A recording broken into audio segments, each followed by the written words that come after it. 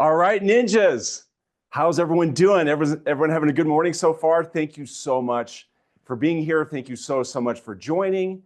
I am your host, Eric Thompson. I am president of Ninja Coaching.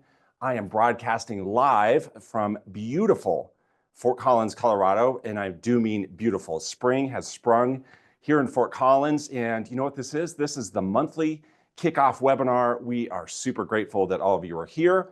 Lots of you live, also lots of you watching the recording, and we appreciate you being here. We appreciate you being a part of the Ninja Nation. Speaking of appreciation, you guys, what do you want to do just for fun, if it's okay?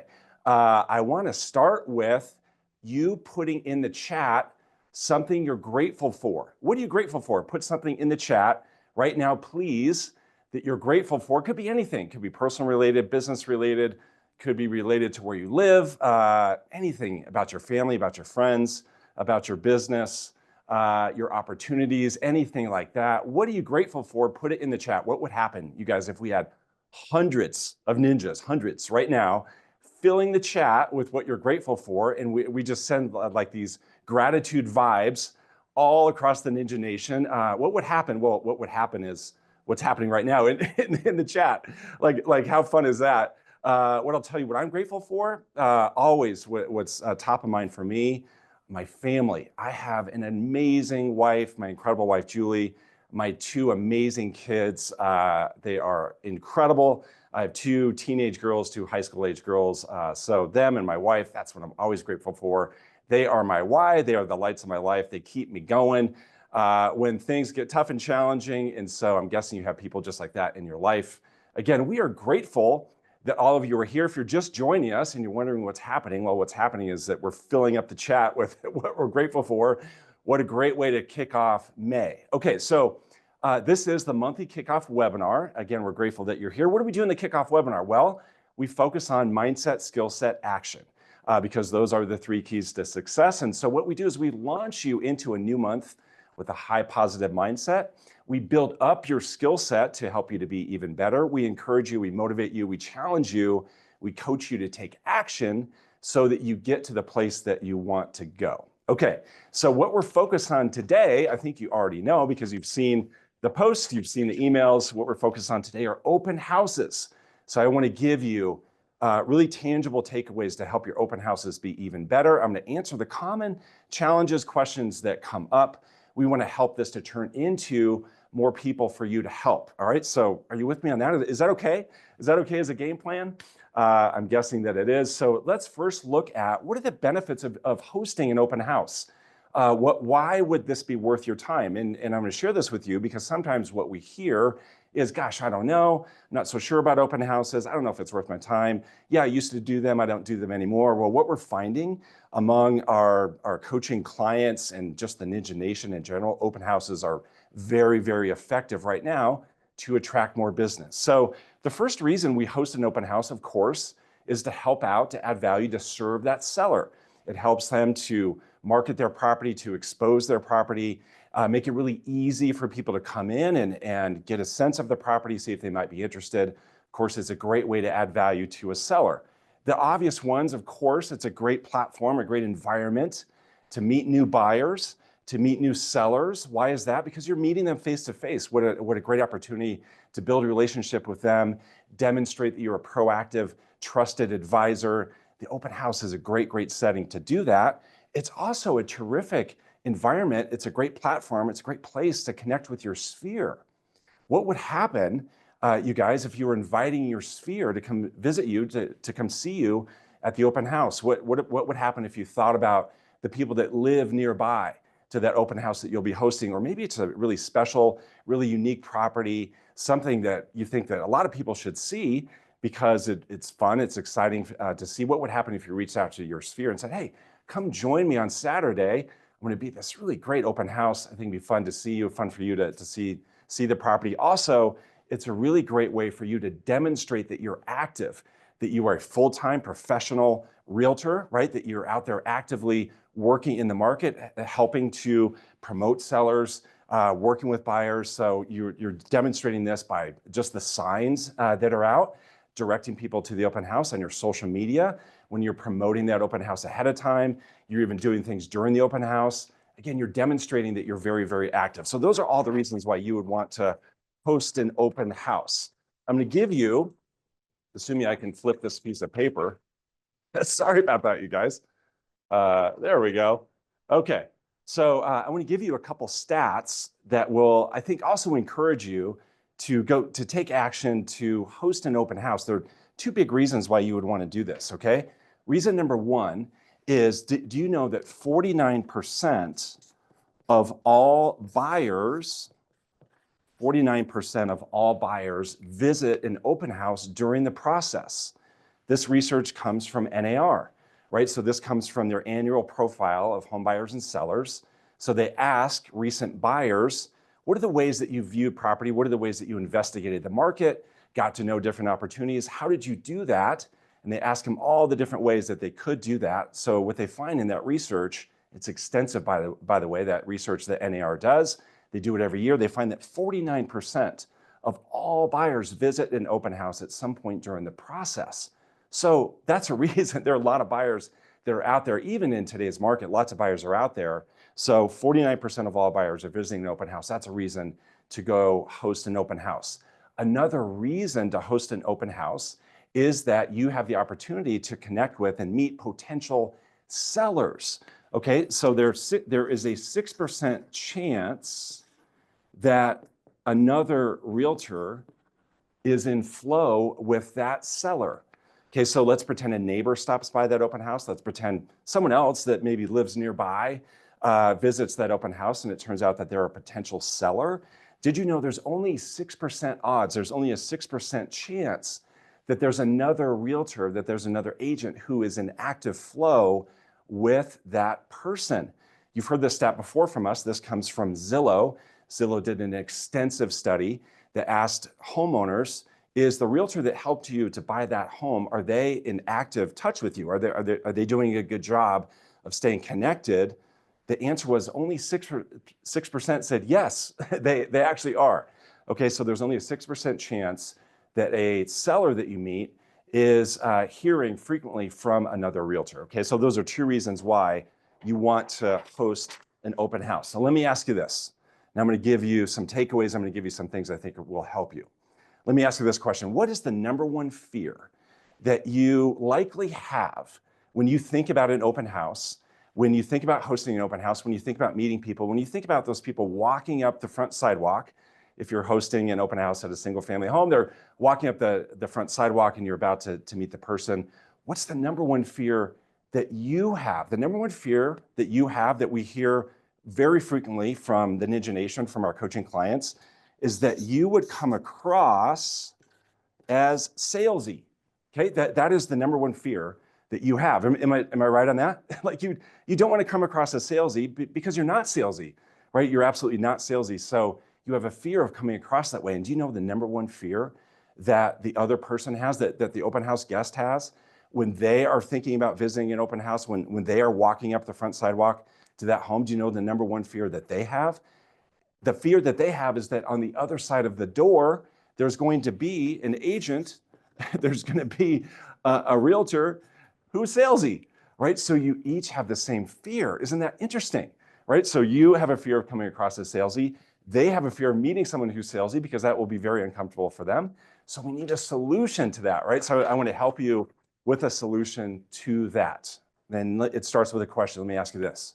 What is the opposite of salesy? Okay, so what's the opposite of salesy? You don't want to be salesy. So what would be on the flip side of that? What would be the opposite of salesy? You guys, the opposite of salesy is helpful, right? So you just have to be helpful. If you're just helpful, then you're not salesy. And here's the great news. All of you are naturally helpful. All of you are naturally not salesy. This is not your authentic personality. This is your authentic personality, right? So all of you are helpful to begin with. All of you are helpful people. That's why you chose this industry in the first place. That's why you love it so much, is because you love helping people. So all you have to be is yourself. All you have to be is your helpful self. So the trick is, if you can position yourself as helpful, then you immediately position yourself as not salesy, and you alleviate your fear and you alleviate the other person's fear. So this begs the question, I know what you're asking. You're saying, okay, Eric, so how do I do that? What would be a really effective, useful, valuable way to show that I'm not salesy? Like, how can I do it right away? Well, how you can do it right away, my friends, is with these 5 words. These 5 words are very powerful, very useful, very valuable at an open house. The 5 words are, would it be helpful if? So when you can say to the person, to the guest that you're meeting at the open house, if you can ask them this wonderful question, hey, would it be helpful if? All at once, you are not salesy. All at once, you are helpful. You position yourself immediately as a proactive, trusted advisor with these words, would it be helpful if? So your sole mission at the open house, if I could just boil this down, make this very simple. Your sole mission, of course, after you build rapport, after you build connection, obviously, once you know that they're not working with another agent, your sole mission is to find the opportunity to say these 5 words in your own authentic way. Hey, would it be helpful if? So for example, I'm guessing you bring market stats to your open house. So you may say, hey, I have with me some stats about the market. Would it be helpful if I shared those with you? Would it be helpful if you saw that? You're probably bringing with you a list of other properties that are similar to the property that you're hosting. So you may say, hey, I have with me a list of other properties just like this one. Would it be helpful if I gave that to you? Would that help you out? Are you with me? So maybe you meet a potential seller. You may say to them, hey, you know what? Something I do for my clients and my friends, it's called a real estate review. Just a quick snapshot of activity. It helps people to stay up to date on what's happening in the market. Would that be helpful if I offered you a real estate review? Maybe you're talking to a potential seller who sounds very interested in selling soon. So you may say to them, hey, would it be helpful if I was able to show you what your home is worth in today's market? Would that be helpful as a first step? And so what's very effective with these 5 words is when you use these 5 words as a response to questions that they're asking. Okay, so let's pretend you're talking to someone and it turns out that they have a lot of questions, even a lot of apprehension about interest rates. So you might say to them, hey, you know what? I came across a really interesting article about interest rates. It was written by this particular economist. Would that be helpful if I got that in your hands? I'll send that to you, okay? Maybe they have questions about prices. Maybe they even have a fear and expectation that prices are gonna go down in your market. So you may say to them, hey, you know what? I have a chart that shows you the history of appreciation in our market to give you a really good idea of how our market performs for the long term. It can give you a good look at how the market might perform going into the future. Would that be helpful if I got that in your hands? Like, would that help you to have just some more information about how this market has performed in the past? Would that be helpful? Are you with me? Okay, so maybe too, you find it as a way to offer up your newsletter. So maybe you offer and provide and print a newsletter every month, or maybe it's by email. You may say to them, hey, you know what? Sounds like you're just getting started in the process. Something I do is a monthly newsletter, just helps people to stay up to date on what's happening in the market. Would it be helpful if I added you to that list? Do you see how that works? So it's a really simple, it's a straightforward way to position yourself immediately as helpful, immediately as not salesy. So guys, here's the deal. There are 3 big benefits of those 5 words, okay? Would it be helpful if, WIBHI, that's gonna be our new motto, our new focus, right? Our new goal at open houses, just say those 5 words, would it be helpful if? And you do that for 3 reasons. Number 1, again, it positions you immediately as someone who's helpful. Would that be helpful to you to be positioned as helpful? I'm guessing yes, right? Of course it would. The second benefit of these 5 words is that it forces empathy. It forces empathy on your part. So here's the deal. All of you are already empathetic. You are empathetic people, absolutely. And when you think about asking this question, would it be helpful if? What it does is it forces empathy. It forces you to think about and consider what might be helpful to that person. Okay, so you're saying to yourself, okay, so I'm getting to know this person. I'm hearing their needs. I'm hearing their questions. I'm thinking about what would be really valuable to them. So you think, okay, what is something that I have? What's an asset that I have? What's something of value that I have that I can offer to them that would be helpful? I'm gonna offer that to them, okay? So it makes it about them, not about you. The third benefit of would it be helpful if is that it creates a next step, right? It automatically creates a next step because you're going to do a great job of offering something that would be helpful because you're empathetic. You're going to think about their situation. So high odds that they will say yes. Yes, I would like that. Yes, please. Would you show me those stats? Would you add me to your newsletter? Yes, that would be helpful. So now there's a next step. Okay, so let's pretend that you offered the real estate review and they said, yes, that would be helpful. Please do that. Now you can ask for a time to get together to review it. Hey, let's set a time to get together and look at it quickly. There are always questions that come up. There are always interesting points that come up in that real estate review when I put it together. Let's go ahead and set a time. If they say yes to your newsletter, you can say, tell you what, I'll add you to the newsletter. Would it be okay if I followed up with you afterwards? I just want to make sure that you enjoyed it, see if you have any questions from it. Would that be okay? So do you see that works? So it automatically creates a next step when you ask, would it be helpful if? Okay, so that's takeaway number one from today. Takeaway number two is this. And we're going to start this again with a question. We asked a question before. I'm going to ask you this question now. What is your number one challenge? What's the number one challenge that we hear from people in the Ninja Nation when it comes to an open house? What's the number one thing typically people say that they want help with? They say to us, you know what, gosh, this just seems like a struggle for me. It seems like kind of a challenge. I don't know how to do it. And because I don't want to be salesy, I don't want to be pushy. And that challenge, you guys, is having the other person happily share their contact information on your sign-up sheet, on your registration form. The challenge that we hear very frequently from you is you say, you know what, it's hard for me to do that. It's hard for me to ask. It feels awkward. Sometimes I get information that's not accurate. Sometimes they say no. It doesn't feel good. That's a challenge for me, again, to have the other person happily share their contact information. And you know what's interesting? A challenge for them, for the people visiting your open house, is the same thing. That's a challenge for them. They don't want to share their contact information with a stranger. That's a big challenge for them to overcome in their mind. They're thinking, okay, I just met this person. Why am I going to share my contact information to them? That feels awkward to me. So that's also a challenge for them, right? So here we go again. It's the same thing on both sides. So how do we solve that? The way we solve that, the solution, my friends, is with the concept of hoop jumping. Now I'm going to show you exactly what to do here in a minute, and I first want to share with you the concept. The concept is hoop jumping. You've probably heard the term that's used in psychology, the law of reciprocity. Okay, so that's the more fancy way to say it. The less fancy way to say it is hoop jumping. And all this means is if you jump through a hoop for someone, they will feel an obligation to jump back through a hoop for you. It's the law of reciprocity. So for instance, if you and I were to go to coffee, let's pretend you and I met at Starbucks, and we walk up to the counter and you say to me, you know what, Eric, I got it this time. This time it's on me. What am I going to say in my head? What I'm going to say in my head is, gosh, well, the next time we go to coffee, it needs to be on me. They're buying me coffee this time. I'm going to buy them coffee next time. That is hoop jumping.